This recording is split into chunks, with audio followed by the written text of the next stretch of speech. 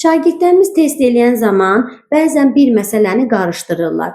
Testlərdə, bəndlərdə var ki, frazeoloji birləşmələr formaca dəyişir.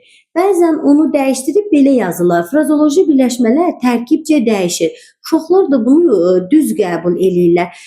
Əziz şagirdlərimiz, yadınızda qalsın ki, frazeoloji birləşmələr heç vaxt tərkibcə dəyişə bilmirlər. Çünki onlar dildə hazır vəziyyətdədir, qəlibləşmiş ifadələrdir. Heç birimizin ixtiyarı yoxdur ki, frazeoloji birləşmələr tərkibcə dəyişdirsin. Yəni dilimizdə belə qayda yoxdur. Ancaq formaca dəyişir. Niyə dəyişir? Qrammatik şəkilçi qəbul eləyərək formaca dəyişir. Məsələn, başa düşər, başa düşəcək, başa düşdü.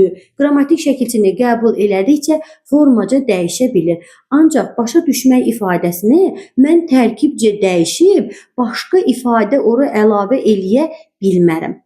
Bunu yadınızda saxlayın. Testləri eləyəndə biraz diqqətli olun ki, formaca dəyişmək hər hansı bir qrammatik şəkilçini qəbul eləməkdir.